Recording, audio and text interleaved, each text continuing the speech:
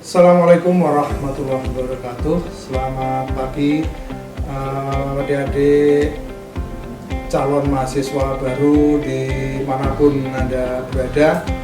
Pada pagi hari ini kami dari Fakultas Sains dan Teknologi Universitas Respati Yogyakarta akan mencoba untuk menjelaskan dan menceritakan atau apapun lah itu, yang penting bahwa kita pada saat ini akan menyampaikan hal-hal yang terkait dengan adanya Fakultas Sains dan Teknologi Universitas Respati Yogyakarta. Nah, supaya apa? Supaya barangkali dari adik-adik ini ada yang nantinya akan tertarik dan kemudian akan mendaftarkan dan akan bergabung dengan Fakultas Sains dan Teknologi Universitas Respati Yogyakarta. Fakultas Sains dan Teknologi Universitas Respati Yogyakarta ini adalah salah satu fakultas yang ada di keluarga besar Universitas Respati Yogyakarta, di mana Universitas Respati Yogyakarta ini mempunyai 3 fakultas. Yang pertama adalah Fakultas Ilmu Kesehatan, kemudian yang kedua adalah Fakultas Sains dan Teknologi, dan yang ketiga adalah Fakultas Ilmu Sosial dan Ekonomi. Nah, sebagai salah satu fakultas yang ada di Universitas Respati Yogyakarta, ini merupakan salah satu dari perubahan nama sebenarnya begitu. Jadi awalnya adalah merupakan sekolah tinggi sebenarnya, pada awalnya sekolah tinggi. Namanya Sekolah Tinggi Teknologi Informasi, Sekolah Tinggi Teknologi Informasi, awalnya adalah begitu. Nah, ini agak sedikit lupa, ini sudah lama karena universitasnya berdirinya juga sudah lama ya. Nah, pada awalnya adalah itu, kemudian karena kebutuhan teknologi yang kebutuhan lulusan yang sangat banyak, kemudian tuntutan dari masyarakat, permintaan pasar dan sebagainya, maka untuk lebih lebih pelayanannya lebih baik lagi, maka kemudian berubah menjadi Fakultas Sains dan Teknologi, yang kemudian juga disusul dengan Fakultas Ilmu Sosial dan Ekonomi, dan bergabung juga dengan Fakultas Ilmu Kesehatan yang dulunya adalah Sekolah Tinggi Ilmu Kesehatan. Nah, ini kemudian pada tahun 2008 itu bergabung menjadi Universitas Respati Yogyakarta. Nah, saya tidak akan bicara panjang lebar dengan yang 2 fakultas yang lainnya. Saya akan fokus pada Fakultas Sains dan Teknologi. Nah, pada saat ini Fakultas Sains dan Teknologi ini memiliki 4 program studi unggulan, ya, 4 program studi unggulan. Yang pertama adalah program studi Informatika Program Sarjana. Nah, ini kalau dulu barangkali yang pernah membuka websitenya Universitas Respati Yogyakarta akan ketemu dengan yang namanya program studi Teknik Informatika. Ini adalah salah satu program studi yang banyak meluluskan mahasiswa yang pada akhirnya sampai saat ini sudah banyak bekerja di instansi pemerintahan maupun bekerja secara mandiri, ataupun di swasta juga banyak. Nah, apa yang menjadi keunggulan dari program studi Informatika? Nah, karena S1 maka program studi Informatika ini masa studinya adalah 4 tahun ya, program sarjana, sehingga nanti kalau lulus akan menjadi seorang sarjana komputer atau bergelar Eskom. Saat ini prodi Informatika membuka 2 konsentrasi atau 2 pilihan. Jadi adik-adik mahasiswa nanti kalau masuk di program studi Informatika bisa memilih dari dua program studi 2 konsentrasi itu bisa memilih 1 di antaranya ya. Jadi nggak boleh dua-duanya mau diikuti semua ya. Jadi yang pertama di sini adalah konsentrasinya adalah mobile, konsentrasi mobile. Apa itu mobile? Nah, mobile-nya adalah pada saat ini memang semua kegiatan bisnis itu dikendalikan dengan menggunakan 1 perangkat ya, yang namanya adalah perangkat mobile atau handphone ini. Jadi istilahnya adalah dunia dalam genggaman. Ini kita mengutip dari salah satu iklan gitu ya. Nah, sehingga apapun operasional apapun sekarang ini dikendalikan hanya dengan berbasiskan mobile. Jadi misalnya kegiatan perbankan, nah, kalau dulu kita harus mau transfer aja harus ke bank dan sebagainya, sekarang ini tidak harus begitu. Jadi hanya dengan menggunakan fasilitas mobile sudah bisa. Kemudian HP juga bisa dipakai untuk mengendalikan misalnya lampu, kemudian mengendalikan robot, ya, membuat program-program lain dan sebagainya. Nah, ini adalah kemampuan utamanya adalah pemrograman mobile atau pemrograman yang istilahnya jarak jauh. Ya, jadi misalnya dengan kemampuan IT, kemampuan kecerdasan buatan, kita bisa mengatur segala sesuatu yang berhubungan dengan perangkat-perangkat lain atau namanya sering disebut dengan IoT, Internet of Things. Jadi mengendalikan semuanya. Seperti contoh ya, lampu-lampu lalu lintas pun juga bisa dikendalikan dengan menggunakan perangkat mobile. Kemudian yang kedua adalah konsentrasi keamanan data. Dimana kita ketahui bersama bahwa sekarang ini data sudah tersebar di mana-mana. Contohnya misalnya data EKTP ini, data kita ini semuanya sudah ada di dalam sudah di istilahnya itu di cloud ya. Di cloud itu berarti di mana-mana yang di awan lah istilahnya, sehingga data itu mudah kita dapatkan. Dengan kemudian data itu berada di mana-mana atau letak data itu di mana-mana, perlu adanya keamanan data. Yang sering kita perhatikan, yang sering kita ketahui bahwa data kita kadangkala dicuri ataupun dipakai oleh orang lain yang tanpa izin dengan kita sendiri. Nah, ini kan perlu adanya sebuah keamanan, apalagi data-data yang terkait dengan data perusahaan, data bisnis, data perbankan dan sebagainya, ini perlu sebuah pengamanan. Bagaimana kita bisa mengamankan data ini? Nah, ini di prodi informatika semua ini dipelajari. Ini prodi yang pertama, prodi informatika. Prodi yang kedua ialah di prodi sistem informasi. Nah, apa yang menjadi keunggulan di program studi sistem informasi? Nah, pada saat ini memang segala sesuatu informasi itu mudah kita dapatkan, baik ini informasi yang tidak online maupun yang online. Tetapi pengembangannya saat ini adalah semuanya itu harus bisa diinformasikan melalui informasi yang secara online. Nah, bagaimana merancang dari sebuah sistem-sistem informasi yang baik, sesuai dengan kaidah, sesuai dengan aturan dan sesuai dengan kebutuhan. Nah, ini semua di program studi sistem informasi dipelajari. Atau misalnya keunggulan yang ada diantaranya misalnya kita mau mengaudit atau menilai sebuah perusahaan. Nah, misalnya contohnya kayak gitu. Nah, ini adalah bagian-bagian ataupun mata kuliah yang dipelajari di program studi sistem informasi. Saat ini misalnya penyebaran ya, sekarang ini kan era COVID-19 kayak begitu. Bagaimana penyebaran yang bisa kita ketahui kalau kita lihat di layar-layar monitor televisi dan sebagainya, mudah sekali kita dapatkan ini berada di daerah mana yang banyak sekali penyebarannya dan sebagainya. Salah satu contoh aja, itu juga salah satu informasi yang mudah kita dapatkan. Siapa yang merancang? Nah, ini adalah bagiannya dari program studi sistem informasi. Nah, apa yang menjadi konsentrasi? Kalau tadi di informatika tadi ada 2 konsentrasinya, di sistem informasi pun juga mempunyai 2 konsentrasi. Satu yaitu adalah saat ini yang paling banyak berkembang yaitu adalah mengenai e-bisnis.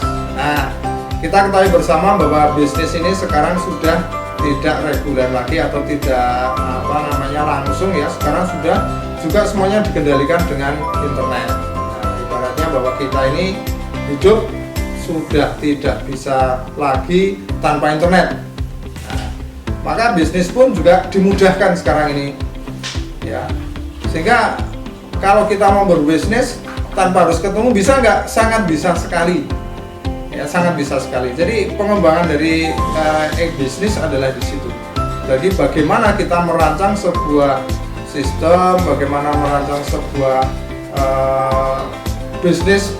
Nah, inilah yang dipelajari dari e-bisnis, dan di situ nanti kita akan mendapatkan mata kuliah yang terkait dengan bisnis, bagaimana kita membuat kalau seandainya nanti kita mau menjadi seorang kepala project atau manajer project, di situ ada mata kuliahnya bagaimana menjadi seorang manajer project yang baik ya. Kemudian kalau tadi saya menjelaskan terkait dengan penyebaran COVID, kita bisa tahu bahwa ini ada penyebaran di daerah sana, kemudian muncul grafiknya, muncul datanya dan sebagainya. Itu salah satu keunggulan yang dipunyai oleh yang namanya adalah sistem informasi geografis ya. Dimana sistem informasi geografis dia akan bisa terkoneksi ke sebuah sistem yang bisa terkoneksi ke peta, bahkan sekarang peta satelit itu sudah mudah sekali kita dapatkan dengan menggunakan fasilitas apa yang ada di dalam sistem informasi geografis, dan ini sangat mendukung sekali. Nah, ini salah satu keunggulan, dan memang terkait dengan kondisi-kondisi seperti ini, maka informasi yang harus kita dapatkan adalah informasi yang selalu harus real time. Nah, itulah yang didapatkan dari sistem, salah satunya adalah sistem informasi geografis ya, ini salah satunya. Nah, kemudian konsentrasi yang kedua dari program studi sistem informasi sama seperti itu tadi ya, nanti program sarjana 4 tahun ya. Nah, itu juga seperti itu. Kemudian konsentrasi yang kedua yaitu adalah sistem informasi kesehatan. Nah, sangat tepat sekali pada saat ini kebutuhan tenaga kesehatan, seperti kita ketahui, kebutuhan tenaga kesehatan tidak hanya dari yang terkait dengan masalah kesehatan saja ya. Kalau saya terkait dengan kesehatan sudah banyak. Nah, kemudian tenaga kesehatan yang lain apa yang dibutuhkan, yaitu tadi yang bagaimana membuat program-program untuk bisa melayani dan memberikan informasi yang terkait dengan kesehatan. Nah, kalau tadi saya menjelaskan sistem informasi geografis, bagaimana melihat peta penyebaran penyakit COVID misalnya kayak gitu. Nah, ini bisa juga itu terkait dengan masalah itu. Nah, dari konsentrasi sistem informasi kesehatan itu adalah yang mempelajari dan kemudian memberikan laporan-laporan dan membuat program-program yang terkait dengan itu. Nah, contoh lain pengembangan yang lain yaitu adalah pengembangan daerah-daerah tertentu di Indonesia. Ini Kominfo malah mencanangkan adanya program 100 kota smart city misalnya kayak gitu. Nah, ini bagian dari sistem informasi yang nanti akan membuat rancangan-rancangan seperti apa penggunaan, seperti apa smart city itu nanti dirancang sehingga nanti bisa menghasilkan sebuah informasi yang terintegrasi secara keseluruhan. Nah, itulah bagian-bagian yang penting dari sistem informasi. Jadi ini akan sangat berbeda dengan yang ada di informatika tadi. Jadi misalnya kalau kita ambil sedikit simpulan bahwa di sistem informasi juga ini ahli merancang ya, merancangnya, menganalisa data-datanya, aliran datanya. Nah, untuk sistem untuk yang informatika tadi ya kemudian merekayasa program-programnya. Ini diantaranya lah begitu. Ini secara kurang lebihnya begitu. Program studi yang ketiga yaitu adalah teknik elektro. Kita mempunyai sebuah program studi teknik elektro, sama ini programnya adalah sarjana juga ya, program sarjana juga 4 tahun. Nah, kalau ini adalah rekayasa perangkat keras ya, ini mempelajari bagaimana merekayasa sistem-sistem yang ada di elektro, memperbaiki peralatan-peralatan ya, peralatan apa saja ya, peralatan semua yang berbasis elektronika. Kalau kita hubungkan misalnya ada nggak yang berhubungan dengan kesehatan misalnya? Ada. Jadi seperti kita ketahui bersama bahwa di bidang kesehatan banyak sekali alat-alat yang luar biasa yang berbasiskan elektronik. Nah, kalau rusak gimana? Nah, kalau rusak selama ini peralatan yang kesehatan yang berbasiskan elektronik ini teknisinya masih sangat kurang.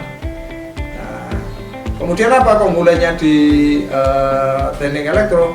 Ya sebenarnya sama saja teknik elektro yang lainnya, cuman kita punya kekhususan, keunggulan yang ada di situ bisa salah satu dari sekian banyak adalah bisa memperbaiki alat-alat kesehatan. Bukan berarti bahwa kita berbasiskan kesehatan, bukan ya. Jadi elektronya tidak berbasiskan kesehatan, tetap berbasiskan hal-hal yang sifatnya adalah elektro yang secara keseluruhan. Jadi itu adalah merupakan salah satu bagian saja bahwa mahasiswa dibekali dengan alat-alat dengan kemampuan untuk bisa mengoperasikan alat-alat kesehatan seperti itu. Nah, untuk istilahnya lulusannya juga nanti untuk yang teknik elektro ini cukup banyak yang juga sama sudah terserap di beberapa kantor instansi pemerintahan dan juga di rumah sakit dan sebagainya. Ya, nanti untuk profil ininya profil lulusannya nanti saya sedikit sampaikan di bagian-bagian akhir. Kemudian yang program studi yang terakhir, nah meskipun kita melayani program sarjana ya, jadi kita juga tidak meninggalkan program studi yang nantinya adik-adik akan saya tidak mau yang sarjana, saya pengen yang praktis-praktis saja ilmunya. Nah, kita punya yang namanya program studi, istilahnya di sini diberi nama, kalau dulunya namanya manajemen informatika, tetapi dengan adanya aturan yang baru kita memberikan nama program Diploma 3 Teknologi Informasi.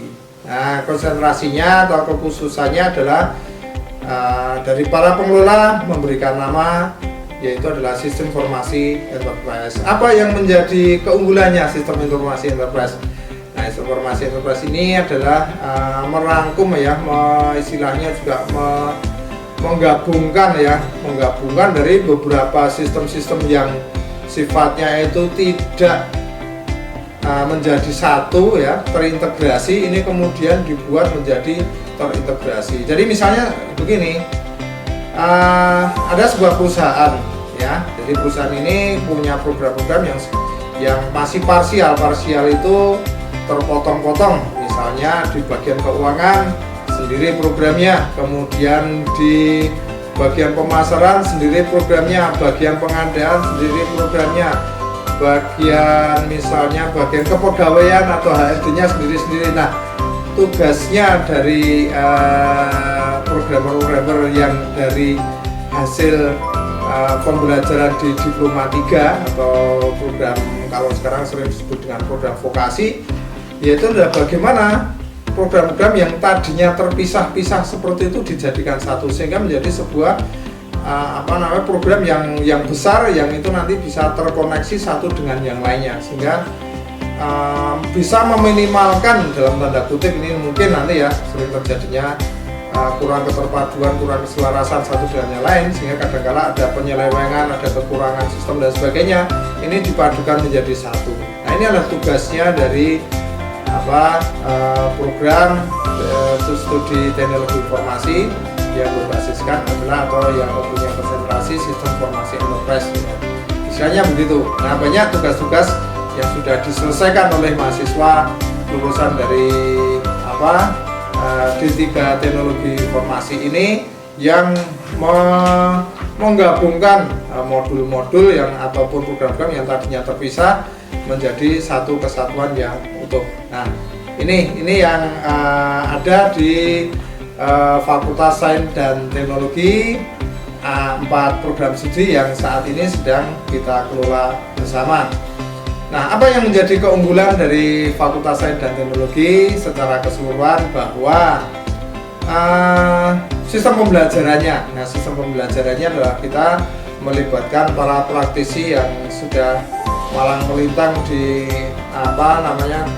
di bidang informatika ya, di bidang informatika. Beberapa dosen bahkan menjadi konsultan-konsultan dari perusahaan-perusahahan konsultan IT yang kemudian mengerjakan beberapa program di proyek-proyek pemerintahan maupun proyek swasta. Itu yang salah satunya dosen-dosennya. Kemudian suasana akademisnya kita di program studi di Fakultas Sains dan Teknologi secara keseluruhan hampir seluruh Indonesia ini ada di Fakultas Sains dan Teknologi, dan khususnya nanti di Universitas Pati Yogyakarta. Jadi situasinya sangat nyaman, tidak pernah ada konflik, tidak pernah ada benturan, meskipun berbagai macam suku bangsa ada di Unrio ya.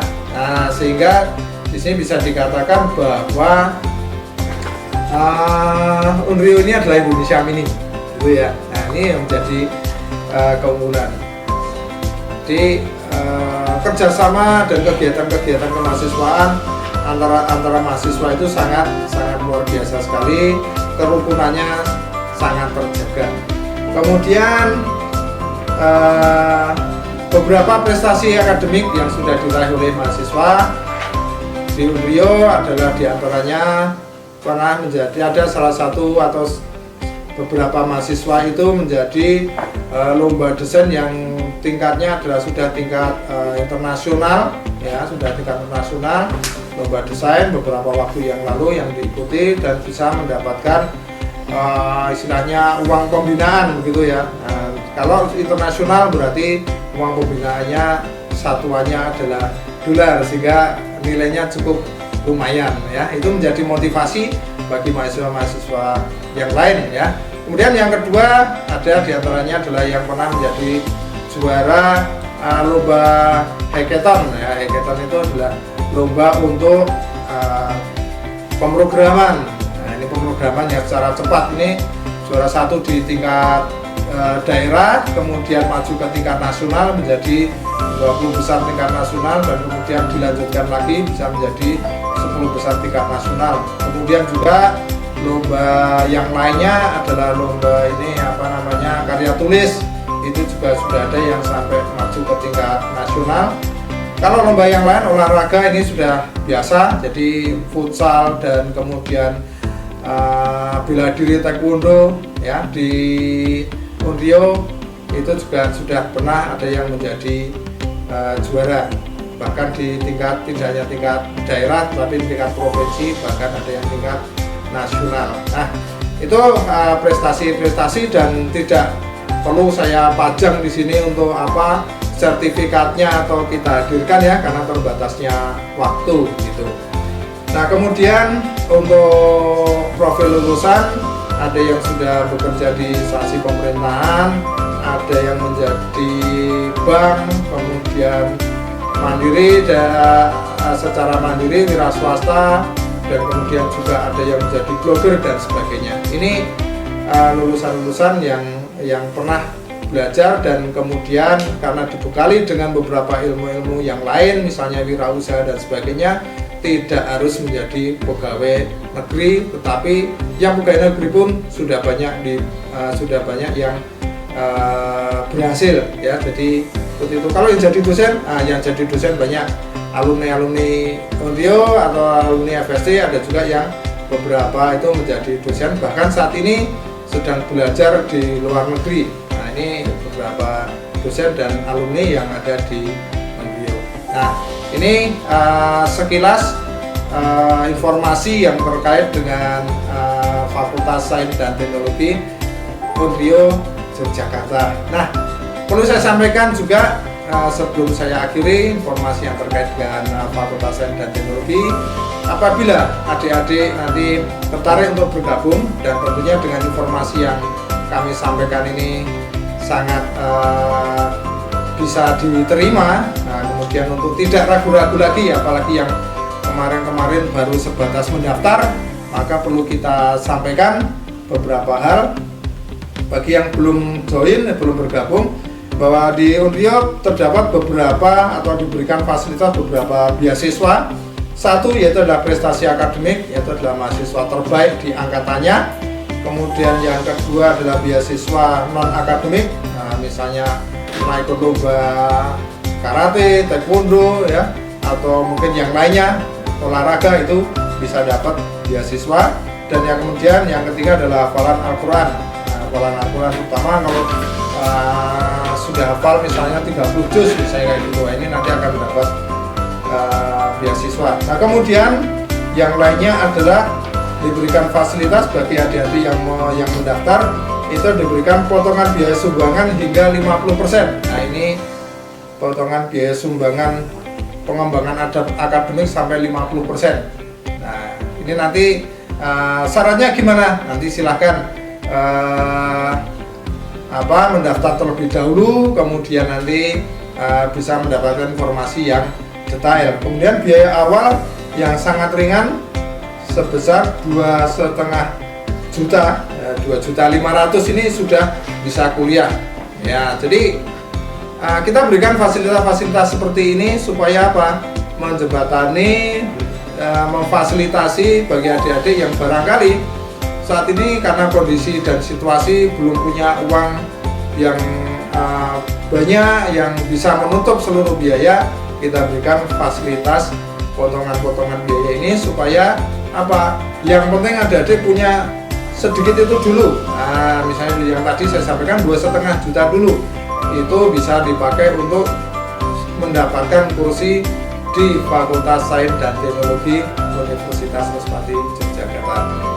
Nah, itulah informasi yang perlu kami sampaikan supaya apa? Adik-adik menjadi paham bahwa selama ini mungkin barangkali baru mendengar Unrio itu seperti apa, atau Fakultas Sains seperti apa, informatika seperti apa dan sebagainya, atau sistem informasi, teknik elektro dan teknologi informasi seperti apa. Tadi sudah saya jelaskan secara gamblang, secara jelas, dan apabila nanti masih kurang jelas bisa menanyakan lebih lanjut, nanti silakan dicari, dibuka webnya Unrio Yogyakarta. Saya kira demikian.